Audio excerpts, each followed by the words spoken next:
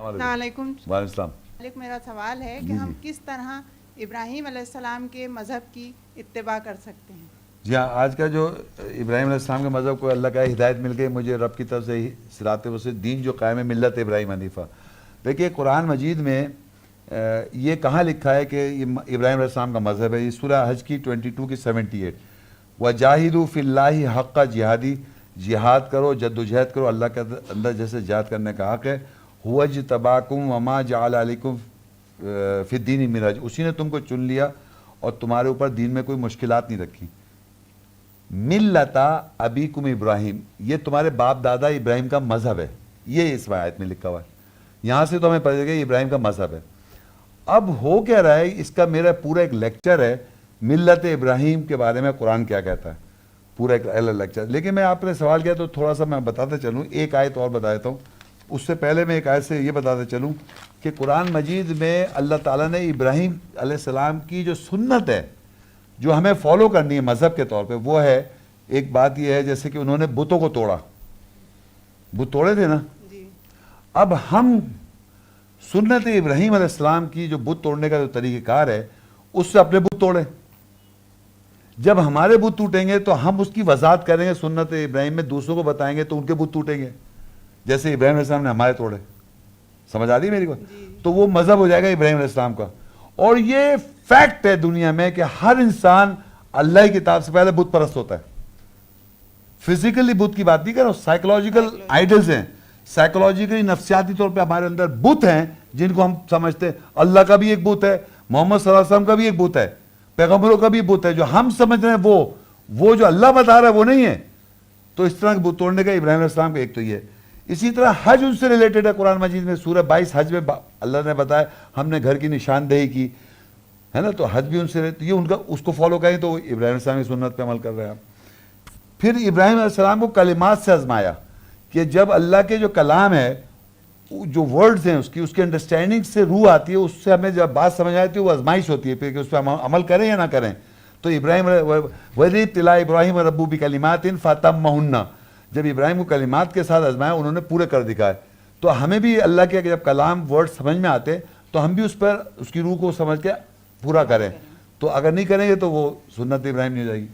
پھر انہوں نے کس طرح سورج چاند کے میرا یہ رب ہے، اللہ کہتا ہے وہ تھی ہماری جو ہم نے ابراہیم کو دی، تو پھر اللہ کہتا ہے وہ انہوں نے کہا پلانٹ ہے، پھر چاند ہے، پھر سورج ہے، اس طرح بتایا۔ تو وہ طریقہ کار ہے، اس کو ہم بھی انسان دنیا میں مون کو بھی مان رہے ہیں، چاند کو بھی مان رہے ہیں، اور جناب سورج کو بھی مان رہے ہیں لوگ اس دنیا میں آج کل، تو وہ سارا اس طریقہ کار۔ پھر نماز ان کے نام سے، ربی جعلنی، وہ کہہ رہے ہیں ربی جعلنی مقیم الصلاۃ، ربنا وجعلنا مسلمین لک، ہمیں مسلم بنا، صلاۃ پہ قائم کروا، یہ سب آیتیں ہیں نا، یہ بتا رہا ہے، یہ سنت ابراہیم بتا رہا ہوں میں آپ کو۔ اسی طرح وہ کہہ رہے ہیں ربنا انی اسکنت من ذری بواد غیر ذی زرع عند بیتک المحرم ربنا لیقیموا الصلاۃ، میں تیرے گھر کے پاس ٹھہرائے جا رہا ہوں اپنی ذریت کو تاکہ وہ صلاۃ قائم کریں۔ تو وہ صلاۃ قائم کرنے کا بھی ذکر ہے قرآن مجید، ان کی سنت ہو جاتی ہے۔ ہم نماز میں پڑھتے بھی ربی جعلنی مقیم الصلاۃ ومن ذریتی ربنا وتقبل دعا ربنا اغفر لی ولوالدی والمؤمنین یوم یقوم الحساب۔ یہ سب باتیں قرآن مجید میں بہت ساری باتیں، میں نے پورا ایک الگ لیکچر دیا ہوا ہے۔ تو ایک اور بس آیت میں پڑھ دیتا ہوں اس وقت، کیونکہ قرآن مجید میں جو آیت پوری پڑھ کے میں اس لیے سنا رہا ہوں، باقی تو پورا لیکچر ہے۔ سورہ الممتحنہ 60 اس کی 4 آیت ہے۔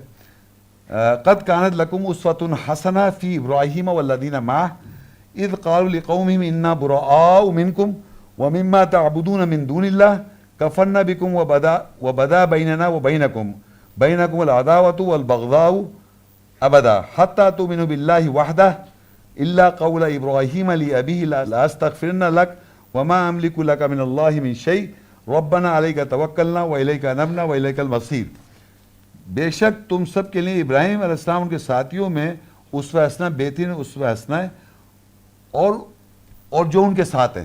اب میں بتا ہی رہا ہوں قرآن مجید میں، پورے قرآن مجید میں ابراہیم علیہ السلام کے ساتھ اسوہ حسنہ آیا۔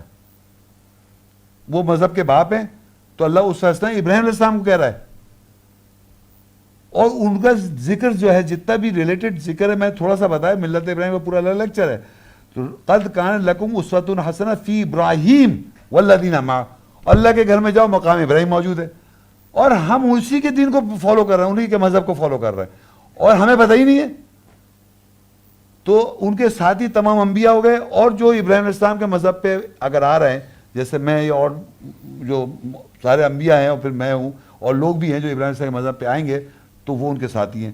اب یہ یاد رکھیں انہوں نے کیا کہا، وہ ہے سب جو سنت ایک لائن میں، اذ قالوا لقومہم انا براء منکم، ان سب نے ابراہیم علیہ السلام، انبیاء اور سنت رابع میں اور جو وہ لوگ جو اس کو بلیو کرتے ہیں، وہ کہتے ہیں اپنی قوم کے لیے بے شک ہم بری ہیں تم سے، وَمِمَّا تَعْبُدُونَ مِن دُونِ اللَّهِ، اور جس کی تم بندگی کرتے ہو اس سے ہم بری ہیں، کفرنا بکم، ہم کفر کرتے تمہارے ساتھ، وَبَدَا بَيْنَنَا بَيْنَكُمْ، اور ہم میں اور تمہارے درمیان ابتدا ہو گئی ہے عداوت والبغض بغضاء ابدا حتی تؤمنوا باللہ وحدہ، یہاں تک کہ تم ایمان لاؤ اللہ واحد کو۔